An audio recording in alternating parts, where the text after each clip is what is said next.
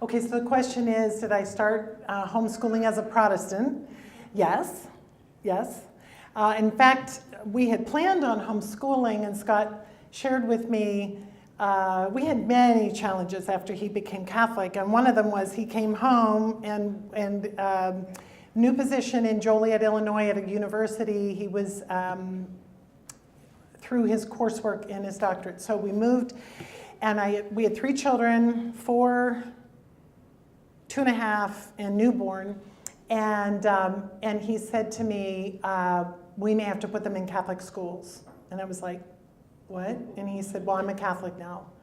And we may have to, I don't hear anybody talking about homeschooling as a Catholic. And I'm like, wait a minute. So homeschooling is what we've been planning on doing because this is an expression of our love for God, our love for them, and tried to go over the same reasons. And he was like, I just have to tell you, I have to do whatever I need to do. I will look into it. And oh, that was really, really hard. And what he came away with, and I hope some of these quotes are helpful, as he looked into what the church had said about education, he said, I think homeschooling fits this.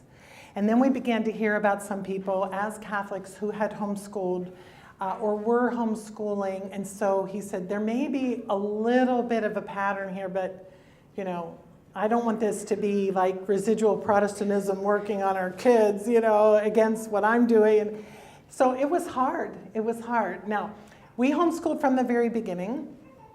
Again, we had moved, I think, 1 month, and Scott was nervous that Michael was almost 5 and we hadn't started, so he said, we need to start homeschooling next week. I was like, next week? He was like, yeah, next week. Okay, all the boxes aren't packed or any unpacked, and I was like, okay. Now I want to tell you, kindergarten is easy. I know that they make it into a 6 or 7 hour day back home.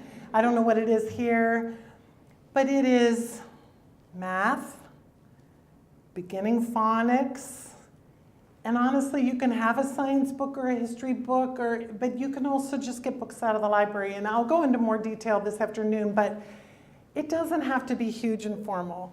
So what we decided to do was we were going to do a letter every day, and I just thought of some fun things. We thought of all the words that made that sound, and then we put together a little skit and we acted it out. So that included Gabriel, and I just hauled the baby along with us.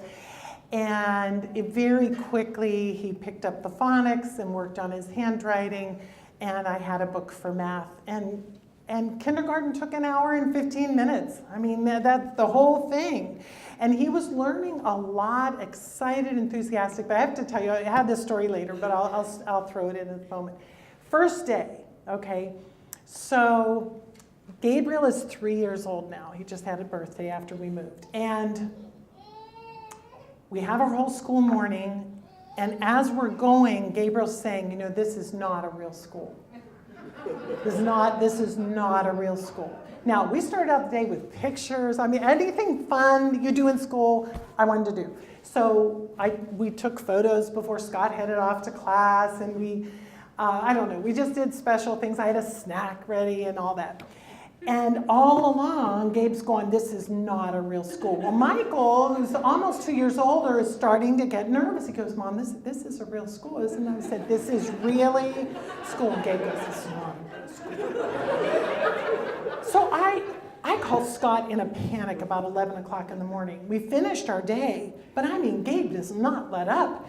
And I said, Scott, I don't know what to do because now Michael's getting nervous. He said, Mom, I want to go to school. And I'm like, you are in school. We're doing school. And Scott said, tell me this is a real school. And I'm like, what? And I said, tell me it's a real school. I said, this is a real school. And he said, now go tell Gabe, Dad said someone told him this is a real school. So I hung up the phone. And I go in and I get, Gabe, you're never going to believe it. What? I said, someone told Dad, this is a real school. And he goes, you hear that, Mike? You hear it? This is a real school. This is a real school. Oh my gosh. Michael said, well, I knew it was. Oh my gosh, I thought we almost got derailed the first day, you know? We formed a homeschool support group because there weren't other people, there wasn't even a group in the area, and I formed it with another friend who was a Protestant, but I had a couple Catholic friends who had decided maybe they would homeschool too. Now I have to tell you, it was hard because mixing the two, I had no problem wondering whether or not a Catholic could be a Christian. I knew they were. But my friend was a fundamentalist, and she absolutely didn't think that Catholics were Christians. So here I am on my journey. I'm tutoring her children in a little bit of French, and she's doing a science experiment with my kids. And I came to a conviction against justification by faith alone, which is a whole nother discussion. But I had spent weeks studying and poring over things. I already had my master's in theology, so I had an idea of what sources to go to. Scott recommended things. Anyway, I came to a conviction that Scripture does not teach justification by faith alone. And I shared that with my friend, and I'm not kidding you. I mean, our kids at the time were 5 and 3 that I was teaching French to. And she said, I really won't be able to let you continue to teach my kids French. And I said, why?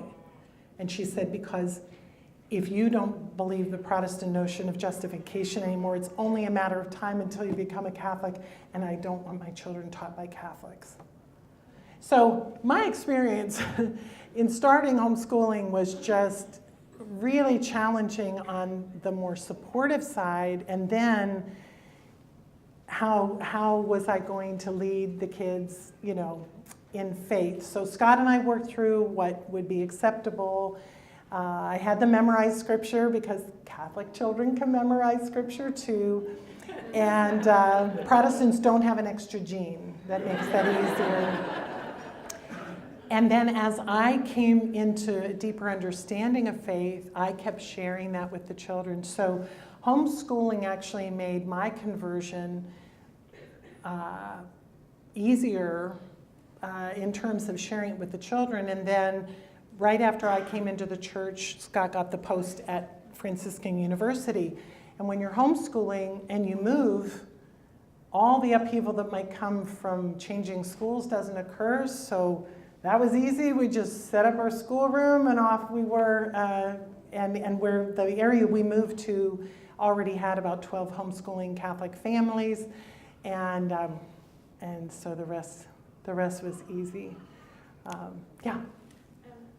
Did any of your children have learning difficulties that you had to deal with? It's just Yeah. in the school system, sometimes they're spotted early enough, and you're directed towards whatever Yeah. help there is. Whereas when you're dealing with that at home, how did you find juggling that? Whether, like in my case, my son has a pretty bad speech delay. He is speaking now, but it's like a slow progress. And I was just wondering, in terms of, like here, it's bilingual for some people anyway, but my husband only speaks in Irish and I speak in English, and for us having the language is very important to us. But it is one of these things people seem to see as a big hurdle. Oh, if you have a speech delay and you do all this, you should be in the system because you need the help, even though in the system there's a 2-year waiting list, just so you know.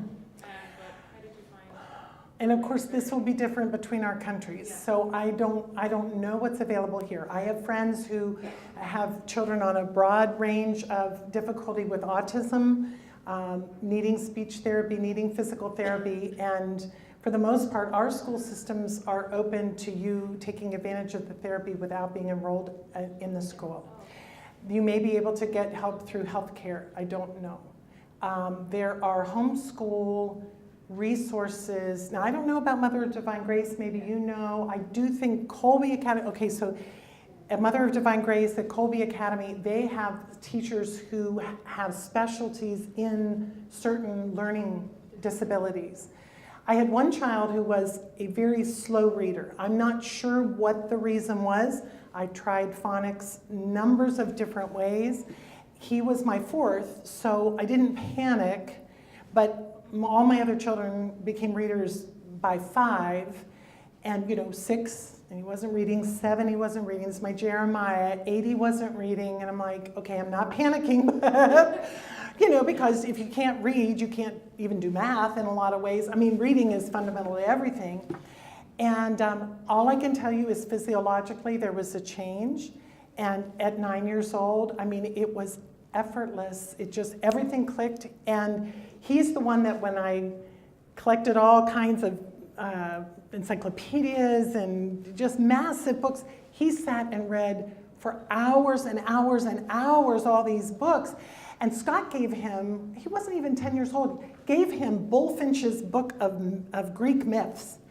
And I was like, why would you give him a book like that? And he said, look at him. He was over in the corner just reabsorbing page after page.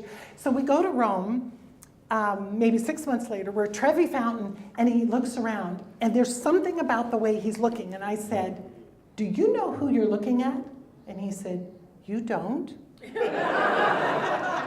like, okay, I'm just going to swallow that humility. I said, I have no clue. He goes, well, that's Poseidon. He's king of the sea. And he starts identifying all these. Then we get home, and he said, I made up a Greek god. I said, well, A, you're not Greek. And B, we don't believe in Greek gods. I said, what Greek god did you make up? He goes, I just feel so bad for Vesta. She isn't married. Because she's a Vestal virgin, The virgins are the Vestal virgins. And he said, so I made up a husband for her. And I said, you know what? Inside, I'm thinking, I'm not going to explain virginity right now. I said, that's beautiful, Jeremiah. You do that. But see, so I don't know if he had a kind of learning disability that he needed actual assistance with, or if it was just a physiological thing. But I didn't panic, and it worked its way out. So somewhere between getting resources and getting help and continuing to work with your child, I think it'll make a difference. I have one daughter, 5 sons, and Hannah hates math, has always hated math, and she's like an English fiend. So, we have our differences. You probably have something that you really love and some subject that you really didn't like. But what I found with her, she just struggled every day. And one thing that helped hugely was I went over and I said, okay, read the directions. She said, I already did. And I said, read them out loud. And I don't know why I thought that, but she read them out loud. And as soon as she finished reading them, she said, I don't need your help. I got it. And I realized she's very auditory. And so just the difference between reading it silently and reading it out loud totally changed her approach to math. Now, she still would do anything never to do a math problem again. And she got the award for being the top English student at Franciscan in the English department. So she has her strengths, and math's not going to ever be one of them. But just saying the directions out loud made a difference. So if you explore how they learn best, one other example, Gabriel had so much energy. And I happened onto, he was bouncing on one of these little individual tramps, mini tramps, and he started just shouting out math facts, like 2 + 2 is 4. And I said, oh my gosh, that's how we're going to do math. And so then I got into a lot more complex, like multiplication and division, and just if he could keep moving, he could keep talking, and it was great. I mean, you couldn't do that in a typical classroom, but you can do it in a homeschool room, and when he had so much energy, some children get that energy out walking to school. Well, if you just go downstairs, you might have some little boys that need to get out some energy. Gabe, 3 laps around the house. Okay, and he'd go out and he'd run 3 laps around the house and come in and be able to sit still enough to do the next task. So some of that, you just, you say a prayer and the idea comes and you go with it. Mary.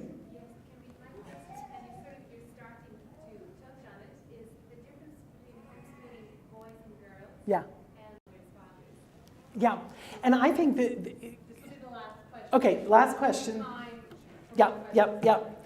I think the idea that one size fits all and not allowing for the difference between boys and girls is a real mistake.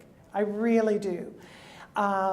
And I think a lot of our education, no matter how good the private school, when they insist that boys sit still for X number of hours, it's so counterintuitive, and it does not mean because boys can't sit still as long as girls, or because they don't have the same early small motor development that girls, that they should be set aside as not very bright. I mean, if you tested them on large motor skills and ability to run quickly around the playground, they would be making A's and some of the girls would be making B's and C's. And I think it's really been altered, ignoring the energy little boys have. I would try to vary the schedule so that there would be sit-down work and then something else. Sit-down work. I varied what rooms we did things in. We would begin down in the basement, maybe doing a reading lesson, and then we would go up to the kitchen and have a snack while I read history, and then we would go out to the sunroom and sit on the sofas there, and I would read something else. They would take a little break and run outside and shoot baskets. They would come back in, and don't think of the energy as something you have to overcome. Run with it. Use it, like jumping on the tramp and doing math facts. I mean, why is that not acceptable if they're actually accomplishing the task? Handwriting, this is a big thing. My daughter would do loop-de-loops forever. I mean, she just loved handwriting. That was just fun to her. And it was almost painful for the boys. And so what I made an adjustment in second grade, so they were only 7, I said, you can type your writing assignments. Now, they had to do some handwriting because they had to work on that skill. But I said, if you want to type, like if they had to type up a paragraph on something, I would say, you have to learn how to type correctly, and then I will let you type the majority of your work. And every one of them learned it. I got a typewriting book that I had used in high school to learn typing, and I made them learn the correct way, including the numbers. I mean, it was tedious. And then I found a computer program that had games that, you know, and I watched them to make sure they weren't doing hunt and peck style. You know, they had to actually do it correctly. But it was so easy. It was like playing the piano for them, you know. And they were developing the small motor skills. But it was not, it just wasn't as difficult. So they did a journal assignment with handwriting, and they did their actual handwriting workbooks. But the other handwriting, I let them, you know, type and print. And then, of course, I would call it the first draft. Because Michael, my firstborn, was so devastated when I would give him anything back with marks on it. I'm like, honey, it's okay if it's not perfect, but I want you to redo it. So then I said, okay, your first draft is due tomorrow. The second draft is the one that counts. And somehow or another, calling it first draft, second draft, took all the sting of my corrections. And then, of course, it was typed and saved. Then all they had to do was go back and change, you know, correct the spelling or fix the sentence or whatever. Instead of completely handwrite, I mean, I can't tell you how his face would fall when he'd say, I have to rewrite that paragraph again, you know, and it was because the physical act of handwriting was hard. Little small motor skills develop more slowly for the boys. So those are a few examples, but I do think it's so good to approach them differently, and also there are tools to help understand different learning styles. You know, there's a kinesthetic learning style that, say, a child will learn letters better if you cut them out of sandpaper and they can kind of trace it. And somehow or another, that just makes more sense. That's just how some people perceive better, if they can touch it, if they can do something physical with it. So anyway, we'll share some more ideas this afternoon. Thank you. Okay.